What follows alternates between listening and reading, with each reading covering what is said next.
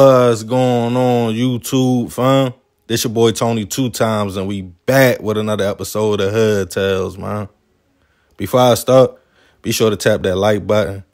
Definitely watch this video to the end to hear the full story and all the details in the case.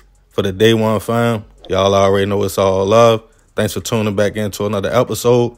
If you're new to the channel and you feeling the content, feel free to subscribe. Definitely hit that notification bell so you can be notified every time we drop a new video. Oh yeah, definitely share the channel with your peoples. Everybody is welcome. Let's get right into the story. The bond between two brothers is usually a close one, especially when they are young and close to the same age. Knowing somebody has your back, no matter if you are right or wrong, sleeps in the same house, and shares the same blood as you, just makes that brotherly love even deeper. Depending on the family dynamics, some brothers might fight from time to time, but usually someone like mom or pops would step in to remind them, y'all say that for the people outside in the streets. Y'all supposed to look out for each other. As brothers get older, it can go a lot of different ways. They can drift apart, meaning they acknowledge the fact they are siblings, but one hangs with one crowd and the other hangs with a different crowd. That's on two different type of times. But for some, it's opposite. They grow up together, fight together. If they are in the streets, they handle beef together and will never put an outsider over top of their blood. Some families go through a lot, depending on upbringing and where you come from. It might be an ongoing struggle to do the right thing. Stay out of drama to avoid the grave or a jail cell.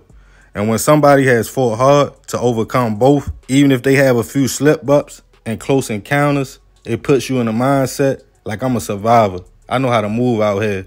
But most people never prepare for a fallout or beef with a family member. And if two brothers do get into a situation, they usually throw hands and hug it out. But sometimes one might have different motives, throwing brotherly love out the window and taking the fallout to a whole nother level. And on this episode of Hood Tales, we'll be taking it to St. Petersburg, Florida, to discuss a case of a man who beat a life sentence just to come home and be accused of slaying his own brother. Back in 2007, Tyree Glenn was 17 years old and fighting a first-degree hit charge.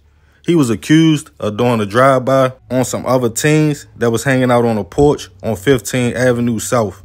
A 15-year-old boy named DeAndre Brown unfortunately lost his life, in which he wasn't the intended target, but tips came in and witnesses pointed at Tyree as the shooter.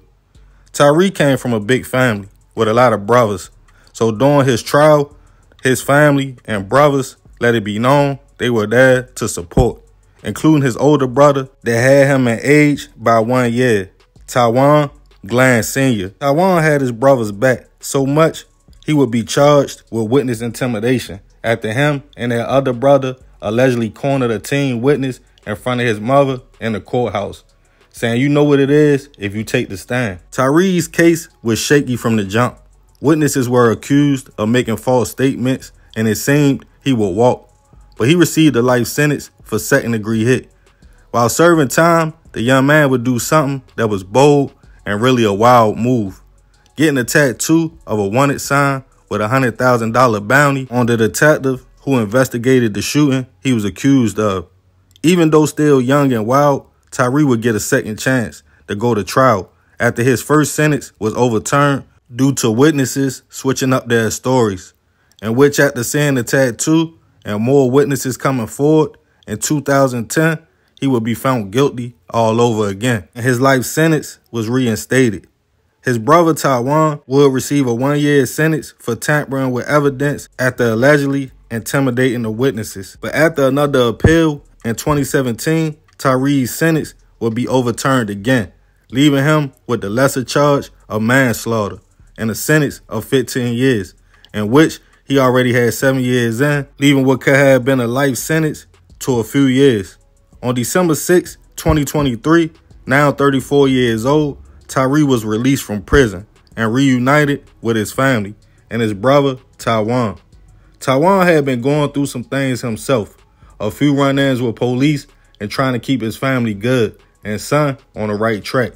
He always visited his little brother while he was doing his bid, so he was happy when Tyree touched down.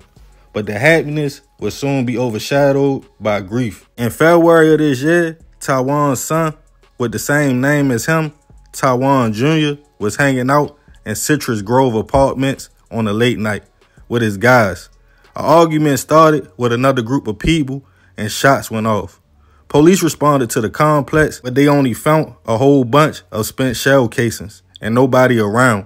But about an hour and a half after the shooting, at 1:30 a.m., somebody dropped Tywan Jr. off at a local hospital. He was suffering from gunshot wounds, and unfortunately, the young man would pass away from his injuries. He was just 18 years old. This hit his father, Tywan Sr., hard. He made a post about his son, and the family tried to comfort him to the best of their ability, including his little brother, Tyree. No information came out, and police had no suspects on the hit. But as the family gathered for a vigil for Junior, things would get crazier. After the vigil, Tywan Sr. was outside on 7th Avenue, just a few blocks from the apartment complex where his son lost his life at. It was on a late night tip, about 2 a.m. Tyree and Tywan was talking, but the conversation between the brothers quickly went left, turning into a full-fledged argument. Tyree hopped in the whip with his homeboy as if he was about to leave, but he doubled back and hit Tywan with the car once, before then making a U-turn and hitting him again before fleeing the scene. About 3 a.m., police got a call of a man laying in the street. They responded to the location to find 35-year-old Tywan Glenn Sr. gone, just a few days after his son was hit and a few hours after his vigil. Detectives looked at surveillance cameras in the area that caught the whole incident. It showed a dark blue 2018 Cadillac ATS that was responsible for the hit and run. Nobody at first had any idea about the brothers and their argument. As the family showed up at the scene, they were devastated. They took 2 losses back to back, a father and son. But fuel was quickly added to the fire once police showed them the car and video. They knew Tyree was responsible for taking the life of his own brother, but he was nowhere to be found. A warrant was put out for his arrest, and a bolo was put out for the vehicle. The 2 brothers, who was once so close, no one expected things to go left between them, especially after Tyree watched his big brother grieve over his son. Their mother went to social media, telling Tyree she loved him, but he really needed to turn himself in. He wasn't mentally stable, and she feared he would do something to somebody else. She also asked how did things go wrong for the family that fast in a matter of days. A few days would go by, and a man named Sebastian Williams would be arrested and charged with accessory to a hit for allegedly being a passenger in the car when Tyree hit his own brother, helping hide the vehicle and not contacting police. He was picked up and held on a $100,000 bail.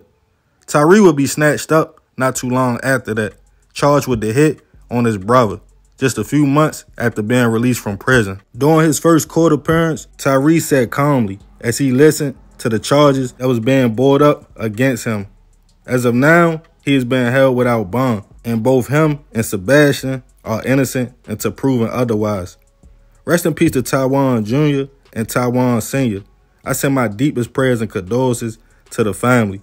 This situation is crazy.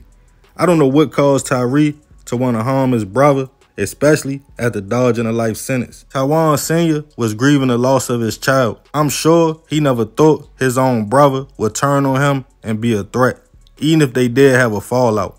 The family took 3 losses, not even a week apart. I'm curious, what could have been that deep for Tyree to crash out and allegedly do that to his own brother, even after watching him grieve your nephew? But I'm going to leave this one open for discussion. Y'all let me know what y'all think in the comments. And remember, we got to succeed, not to fail, so we won't be just another hood tale. Man, crazy story. Rest in peace, both father and son. I definitely send my prayers to their family.